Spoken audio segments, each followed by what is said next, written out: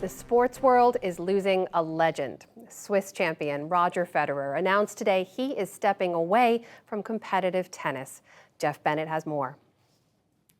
20-time Grand Slam champion, 8 Wimbledon titles, and 5 consecutive U.S. Opens. For 2 decades, Roger Federer has built one of the greatest records in the game's history. He holds the professional tennis record for the most consecutive weeks at #1 and the record for the oldest player to rank #1. That was at age 36 back in 2018. But injuries and surgeries over the last 3 years have taken their toll. Today, Roger Federer broke the news of his retirement in a letter he read to fans over social media. I've worked hard to return to full competitive form, but I also know my body's capacities and limits, and its message to me lately has been clear. I am 41 years old. I've played more than 1,500 matches over 24 years.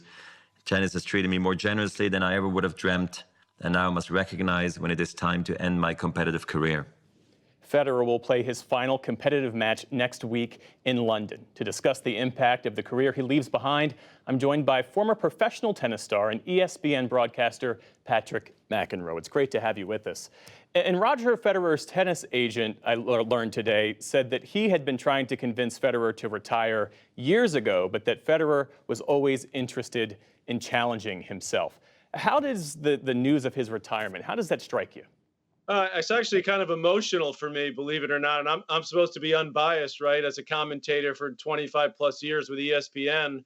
But Roger Federer affects people, and I think that's part of his, his genius and his popularity is not just that he's one of the greatest tennis players to ever pick up a racket. That we all know. But I think it was his ability to connect with people at every level, all over the world. He's one of the most recognizable figures, athletes certainly on the entire planet. And he did it with a grace.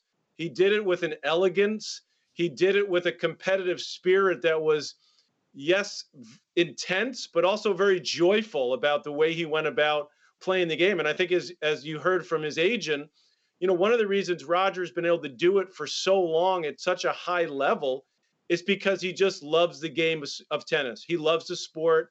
He loves to play the game. He loves to be around the game. Mm-hmm. Of course, he loves to win. And he loves to compete and battle, but I think it's his passion for the game that has separated him. And if what we saw at this year's U.S. Open is any inkling of what's to come in the world of tennis, I think he's left his mark in more ways than just what he's done on the court, but also the way he's handled himself, the way he's treated the game, because these young superstars that we saw at the U.S. Open were, quite frankly, electrifying in the way they played the game, but also in their demeanor on the court. And I think we can thank Roger Federer for all of that. Well, a question about what he's done on the court. I mean, how would you characterize his impact on the way that the game is played? I mean, his serving, his footwork, his forehand, his single backhand, all of that will certainly be remembered. How did it advance the way that the game is played? Well, I think what happened in the early 2000s is that the game started to get way more powerful, and you started to see big servers and then players sort of bludgeoning the ball. And then Roger Federer came along, and he was a little bit of a throwback. In other words, he was a classic player with, as you said, a one-handed backhand. He played with slice. He played with finesse. He played with grace. He could come to the net. He could hit drop shots. But yes, he could also play the power game. So he took the classical game and he brought it into the modern era of tennis. And he forced the other players, most notably Rafael Nadal and Novak Djokovic, to continue to improve their games, to keep up with him, to catch up to him, and eventually, in the case of those two, to pass him, at least in terms of total Grand Slam wins. So I think in that way, he left a mark with the way he played the game and pushed the envelope for the rest of the field. But again, to me, it was his ability to show that you could be a great champion, but also do it with dignity, grace, sportsmanship, cry when you lost, cry when you win, show your emotions out on the court. And when you saw Carlos Alcaraz and Yannick Sinner play just a spellbinding match at the U.S. Open, I was thinking to myself, we can thank Roger Federer for this because he raised the bar in a big way. As I understand it, you have a personal memory or two that you can share with us. Give us one of them. Well, one of them was one of the first times I was working in television. I was covering a big tournament in Cincinnati, and it was a final day. And Roger Federer played James Blake, a great young American player at the time, and he just destroyed him in about 49 minutes, which in a final is very fast.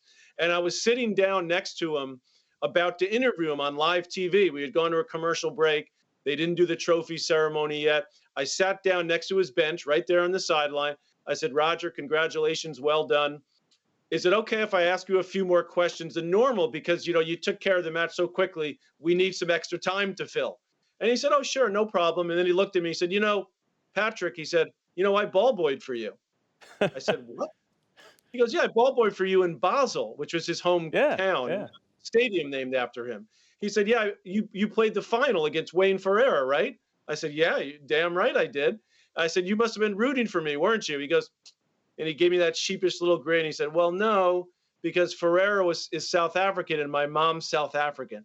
But it was amazing just that he had the wherewithal at that moment to think about me. I'm just some little reporter, former journeyman tennis player. And that's the kind of person he is. And that's the way he's touched all of us in the tennis world, in the tennis community, and his respect for the game and just people around him. That's why he's one of the most beloved athletes of all time. Absolutely. ESPN's Patrick McEnroe. Thanks again for your insights and for making time for us. Thank you for having me.